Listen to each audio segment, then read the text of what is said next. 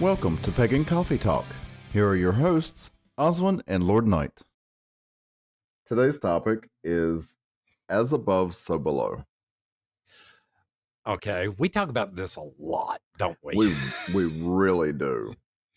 We probably should expand a little bit on it.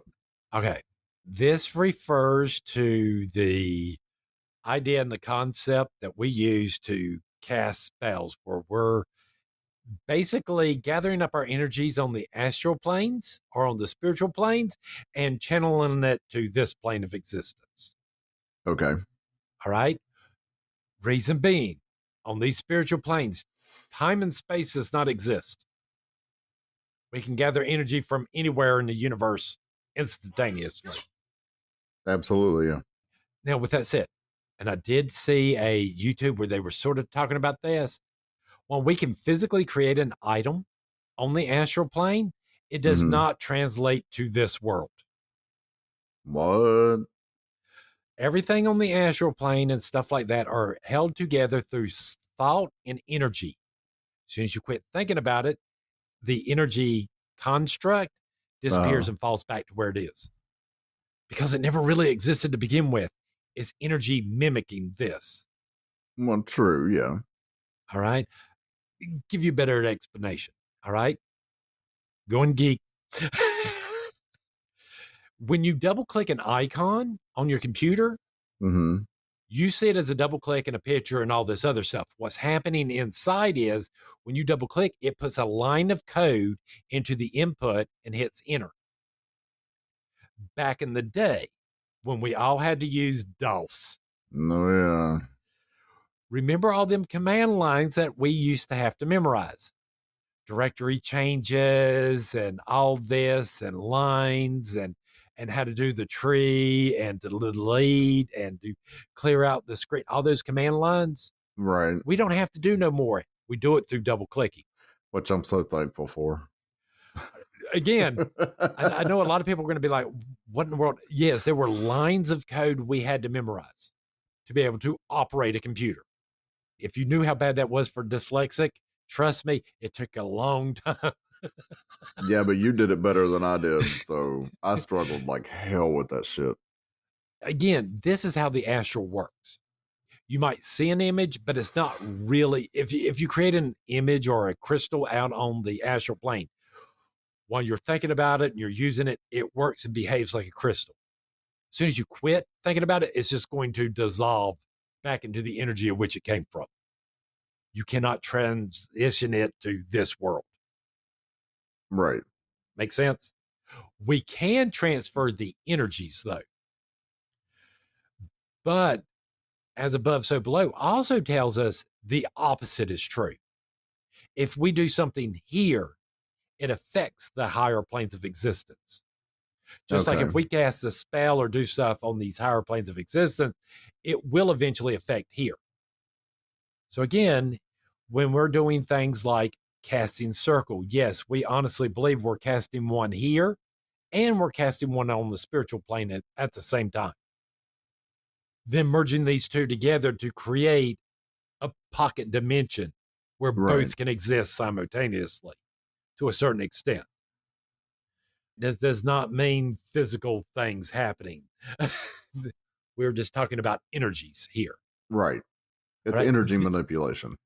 Exactly. That's all this is. But again, the concept is what we do here does affect all these other planes of existence. This is where in the world we started seeing a lot of these concepts where people are trying to do the whole karma or threefold laws and stuff like this. Okay. All right. Because again, the relationship between these two planes of existence is interlinked. If something's done on one plane of existence, all the other planes have to exist. You remember the, what were they called? They were wooden slats with strips of ribbon on them. And if you fold them, they would sit there and go back and forth, teeter all the way down. Oh, what were those things? You know what I'm talking about. Yeah. All right. God, I can't remember what they were. This is a good demonstration of how in the world we believe these upper planes affect one another. while staying separate. That the energy in one spot knocks something else off, which then has to be compensated in the other planes of existence accordingly to keep everything in balance. Yeah, that's what I was gonna kind of lead into. Was most people can see how something we do here can affect the higher planes of existence, but how does something affect when you do something in the higher planes of existence on the astral plane? How can that affect the physical realm that Well, we're in? it works like trying to use a side to side buffer. Okay. All right. Again, if you're trained properly to use a side to side, you can hold that buffer in one spot for as long as you want. Mm-hmm. If you slightly push down on the handle, it will go to the left. If you slightly pull up, it will go to the right. A slight movement at your waist with this handle translates into feet down below. Okay. Do you see what I'm saying? Yeah. It's the whole entire leverage that you learned in elementary school. How in the world, with a long enough lever, you can pick up anything. Right. This is what in the world this concept is talking about. Us changing or trying to figure out where to change those tilting points to be able to create the desired outcome we want on a particular plane of existence. So Okay. yes, if you do something on a high enough plane, yes, by the time it gets down here, it can be so amplified that it actually makes a difference. Right. So basically, what you're saying is it doesn't matter where you're creating this energy flow, it's still Right. going to affect everything either above it or below it. Well, it has to. This is what the world this theory tells us is even out on the astral plane, it will affect the energies of the plane above it and below it. Because there has to be a balancing. If we're changing something in the middle, everything else has to balance back out to stay coordinated and working correctly. Right. I don't know how to put that. They got to stay in a somewhat of a balance with one another. So this is what we're talking about, is that it tells us as we do things on these higher planes of existence, it affects this and vice versa. When we cast a circle here, it does affect the higher planes of existence. This is how we're doing this. Because there are some mysteries involved in there, but this is the basic idea of this concept. It's that whole relationship between us and deity, us and the world. These all seem to keep on playing out on the same themes. We have to work together. We have to think of these things as teeter-totters and stuff like this, so we understand how in the world all this works together. We're not isolated. You're not an island on your own. Right. We're not islands in the stream. Okay, Dolly Parton. Wouldn't that be floats in the stream? Yeah, actually it would.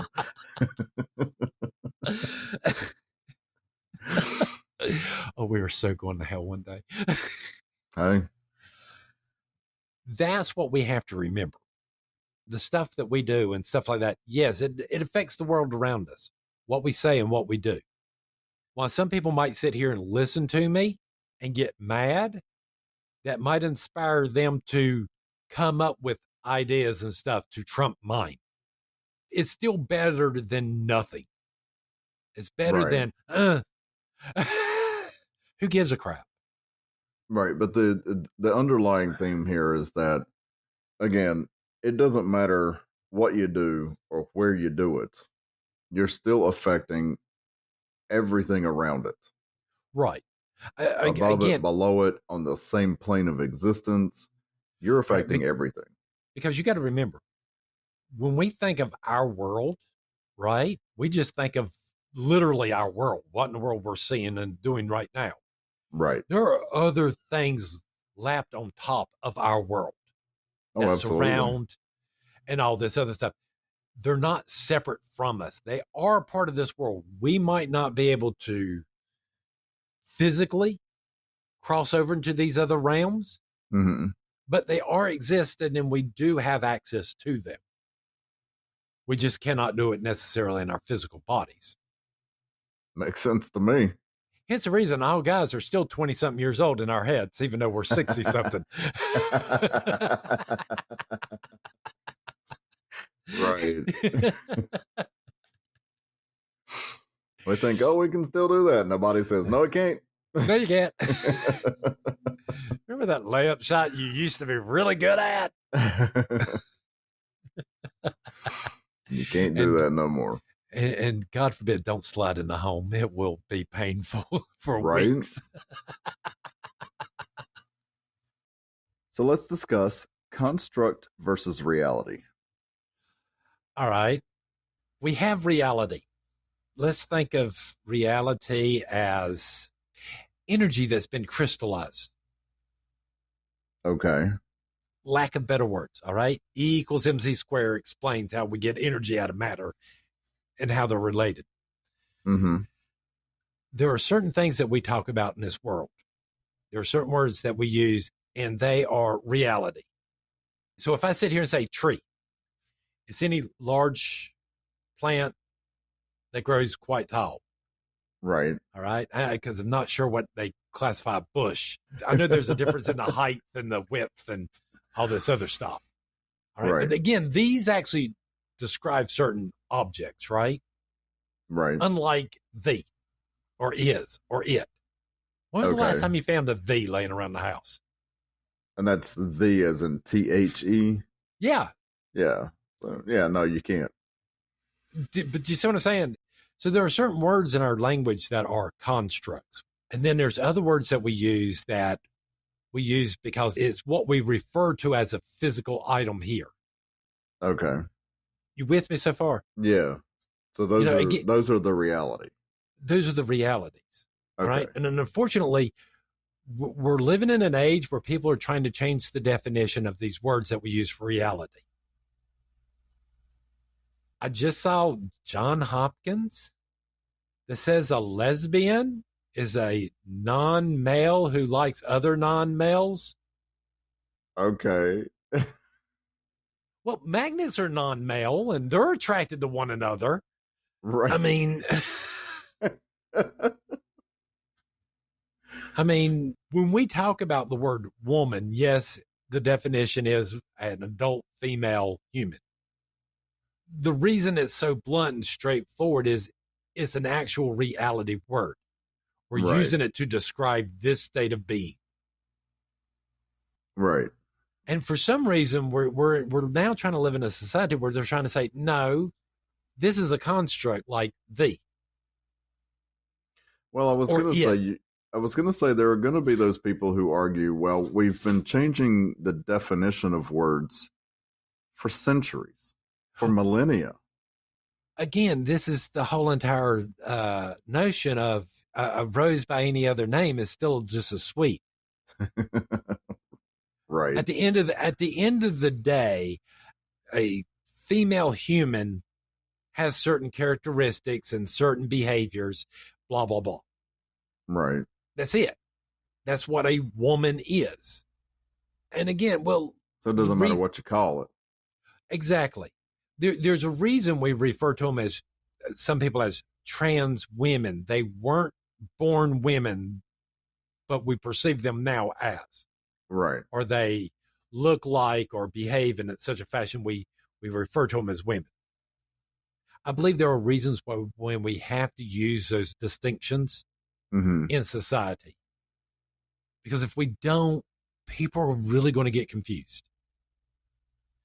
All right. And the more we muddle the reality words with these concepts, what's brown? What's blue? What's anything? I mean, at some point, it will get to the point to where communication is just non-existent because there's no way to articulate what it is that you're talking about. If we send some of these words too far over into this, I don't know what you would call it, this ethereal world of words. I think that's probably a good way to put it. You don't find a happy just laying around the house. No. Not unless somebody's named Happy. True. Like the dwarf. Right. One of the 7 dwarves. So why are we suddenly having this problem? Why are we suddenly having a problem understanding that of reality? What's so wrong about that? I don't know. I don't know how it happened. I really don't. Have we broke people? Probably. I'll admit, and I've said it in a different podcast. We really didn't talk about it. We did it. It takes a witch to make a witch. Mm-hmm. And basically I said, some of this shit's our fault because we allowed knowledge to get out without somebody there to teach the concept behind of it. Right. And somebody made a smart ass remark about that. This happened in the 60s. What I'm talking about. Mm-hmm.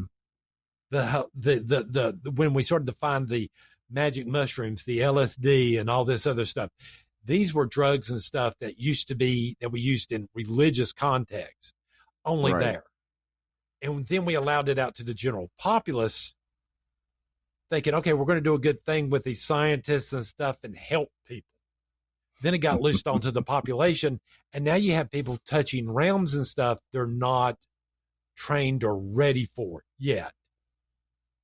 And then you suddenly get this whole entire thing of, ooh, reality's really flexible. Well, yes, in one of the spirit realms, not in this one. Right, not in this realm. Again, you can pray all you want. Eventually, you're not going to be able to walk through a wall. All right? You're not suddenly going to snap your fingers and a bunch of, candles light up, unless you've done some technical shit. Yeah, but how cool would that be? I mean, it would be cool. Not saying it would. And especially when you're trying to figure out how much light you get with 100 candles. Right. But again, it's not part of our objective reality. All right. As people of craft, we have to accept objective reality. It exists. We have to function with it and around it. There's nothing we can do at the end of the day. And muddling words, trying to make definitions more ethereal is destroying language and communication. Thought is starting to degrade because you have nothing concrete to stand upon. Well, and then too, I think back to those folks that say, well, we've been changing the definition of words for millennia, not on the scale that it's happening now. I use the word. And that's what's making everything so muddled and so confused, and people don't know what's what anymore. I use the example of the word cool because, again, we were raised in that generation. This was the word. I mean, at the end of it, I think if we would have said cool one more time to our parents or something like that, I would probably have a big handprint on the back of my head for all eternity.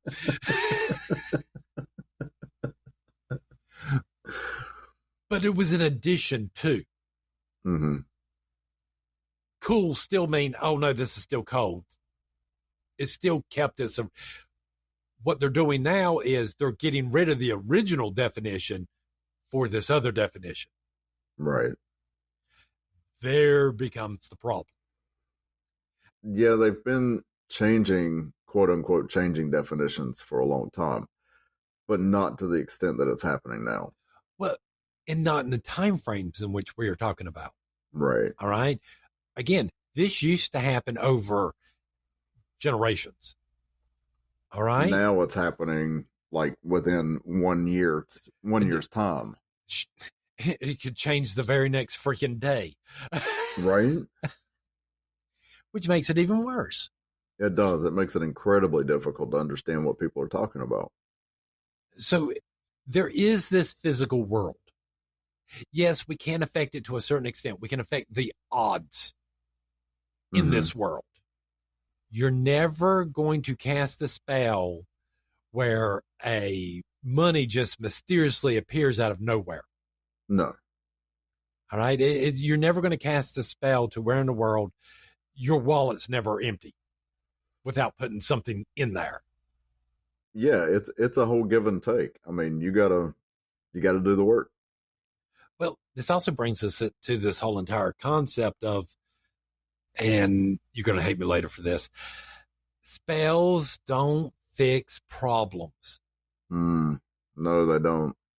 Spells are nothing more than a way to gain resources. Give you my thoughts of why this is. Because the original spells, the spells we originally heard about were that one shaman or whatever in the clan would wrap themselves up in a deer pelt or whatever animal they were hunting for at that time to help divine where to go. It didn't do the kill. It didn't get you there. It told you where to go. It told you where the resource was so you could get the resource and bring it back. Right. This is how all spells really work. All right. So let's say you cast a spell to get a raise, right? But you don't do anything to hang on to it. You're not actually fixing anything, because most people who get raises within 3 months are back to complaining about not having enough money because they're already starting to use that money in their day-to-day life. Right. But before the raise, they were doing just fine. Now, if they would have calculated the difference of what I got paid before and after, and then took that difference and put it into the savings account, so they never get used to using it, you start to gain more and more resources. Right. And I'm not giving out financial advice. No. That fixes the problem. Learning how to do these things. No, spells might not help your diabetes, but you know what will? Doing research and keeping up and doing what you're supposed to do. Right. Changing your diet, taking your medications. Changing your diet, trying different ways of doing things to find out what works best for you. No spell's going to do that for you. No. But yet, we go out there and again, is who, spell this, do a spell for that, spell this, spell that. Everything's up for debate. Everything's up for change. Everything's up except for individuals. Why should I change my behaviors? What is that? The definition of insanity? Doing the same thing over and over again, expecting a different outcome. Just saying. Right. Not judging there much. Not you? No, never. I mean, there are concrete things, spells and stuff we do will never happen. The chances of me waking up in Ireland tomorrow is slim to none. Does it mean I can't sit there and meditate and go out onto the astral and travel there? No. It's just I won't be able to physically interact with it as if I was there physically. Right. And again, if you're going to go to bed and wake up in Ireland, you still got to do something. Right. You got to buy the plane ticket. You got to go. You got to go. You can fall asleep on the plane. Guess what? You'll wake up in Ireland.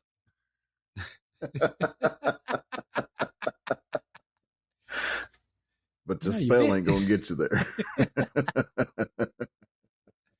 Now, the spell that you cast to get the raise, where you took the money and banked the raise to save up for the plane ticket, right, did help. There you go. Because you were gathering up the resources needed to do that. A means to an end. It's not a solution. Else. It's not a fix. No. Whatsoever. So if we keep muddling this stuff, at what point is communication, is thought itself no longer viable? I don't know. At the rate it's going, it's not going to take long. How much more stupid does society need to make us? Mm. That's a good question. People don't remember what in the world they do and don't remember half the stuff that they do because they have a cell phone on them. It's easy to Google it. Right. I'd be the first to admit I can't remember phone numbers anymore. No. Now, growing up, I could recite off 20 different phone numbers and tell you who they were for. I used to memorize the pattern where you moved across the keyboard to dial numbers. Oh, wow. Okay. So that way, you set your fingers in one way. I remember the pattern. That's how I memorized numbers. That way I would automatically do it, just not even thinking about it. Right. Don't get me wrong. Your number, the home number, parents' number, stuff. I did that too. If it was, right. If it was just a store down the road, I'd have to look that up all the time. Well, now that was on the push button phones. Yes. But on the rotary phones, you couldn't do that. You couldn't do that. Kids, look up rotary phone. You'll find out what we're talking about. What the hell are they talking about? That's stuff that they had back when they were still like riding around on dinosaurs. Yep, dinosaur age. Yep. We just dated ourselves. So. Carbon dated. Hey, if y'all didn't know, we're old. Yeah. But yeah, no, it makes perfect sense that if you keep muddling up the information and the words that are used to relay that information, where do we go from there? Well, again, don't misunderstand me. We have words in our language and stuff like that are concepts, that are out and out concepts. There's just no way. All right. We sit here and say the word atom, as a unit of this electron, proton, neutron. Right. We're not 100% sure. It's just a concept. Even though it describes an actual physical thing we think exists, we've never been able to see down that small. Right. So again, it's still sort of a concept, but sort of reality that could change. But that's as we learn more. Not just because, I think it looks better that way. Right. But yes, there are certain things in our lives and that we do and think about. Money, again, money is a concept. Right. Technically, it just represents resources. Right, but that's a concept that we can physically see. Right, because it's easier for me to carry cash around instead of me going to go, okay, I need to go down here to the farm and I need to give them, so many bales of food for this many hogs. Right. Money just stops that. I can sell the food, get the money, take the same money, go get the hog. Right. All it's doing is keeping me from having to trap all this food down to this. Right. So technically we're using a physical means to hold an idea or a concept to make it easier for us. So yeah, these people that go, well, money's not real. We just made it up. But yeah, we did. But it represents a real world value. Yes. All right. At the end of the day, you can only get so much for $1. Yeah, pretty much. Regardless. And again, this is this idea of, you have to be willing to sell said item for $1, and I have to be willing to buy it for $1 in order for me to get that $1. Yes, for me to get that item. It's only worth that much if you can find someone willing to pay that much. Right. So I don't know if we actually answered any questions, but hopefully we brought up a whole lot more. Hopefully. We just confused the hell out of a lot of people. And ourselves. Hey, we might finally actually own up to that comment people leave on YouTube every so often. I listened to this and I felt dumber afterwards. Yep, this might be the one episode. That might be the one episode. Thanks for listening. Join us next week for another episode. Pagan Coffee Talk is brought to you by Life Temple and Seminary. Please visit us at lifetempleseminary.org for more information, as well as links to our social media: Facebook, Discord, Twitter, YouTube, and Reddit. We travel down this trodden path, the maze of stone and mire. Just hold my hand as we pass by a sea of blazing pyres. And so it is the end of our days, so walk with me till morning breaks. And so it is the end of our days, so walk with me till morning